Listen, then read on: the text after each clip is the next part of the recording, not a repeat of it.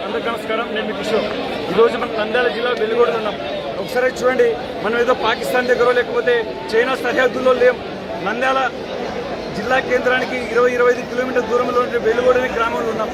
నిన్న ఈ యొక్క నిమజ్జనానికి సంబంధించిన ర్యాలీలో భాగంగా ఒక చర్చి ముందు వెళ్ళవలసి ఉంది.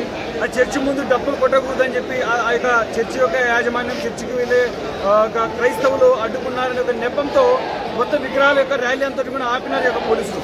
ఆపిన తర్వాత రాత్రి 12 గంటల తర్వాత ఉదయం నిమజ్జనం చేసుకుంటాము అని హిందూ బంధువులందరూ అనుకున్నారు.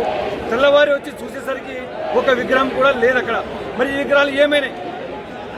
పరమ పవిత్రంగా 3 రోజుల నుంచి గణేష్ చవితిని నిర్వహించుకునే హిందూ సమాజం తెల్లవారుసరికి విగ్రహాలు లేకపోతే ఏమి ఈ ప్రభుత్వము హిందువులకు ఏం సందేశం ఇవ్వబోతుంది? మీరు చెప్పినట్టుగానే మీ యొక్క వెబ్సైట్లో అందరూ లాగిన్ అయినాం, అన్ని వివరాలు చెప్పినాం.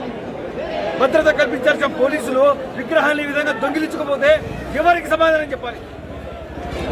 జిల్లా అధికారి కలెక్టర్ గారు కర్కోటకంగా చెత్త తీసుకెళ్లే లారీలలో వినాయక విగ్రహాన్ని తీసుకెళ్లి నిమజ్జనం చేయడం ఇది ఎంతవరకు కరెక్ట్? గౌరవనీయ ముఖ్యమంత్రి గారు మీరు దీనికి సమాధానం చెప్పాలి. మీరు కూడా ఒక హిందువే. ఏం చేద్దాం? గౌరవనీయ ఉప ముఖ్యమంత్రి పవన్ కళ్యాణ్ గారు మిమ్మల్ని చూసి ఇక్కడ యువత ఇన్స్పైర్ అవుతోంది. సనాతన ధర్మం పట్ల మీరు మాట్లాడే వ్యాఖ్యల పట్ల ఉత్తేజపత్రులని యువత అంతకు ఏం సమాధానం చెప్తారు?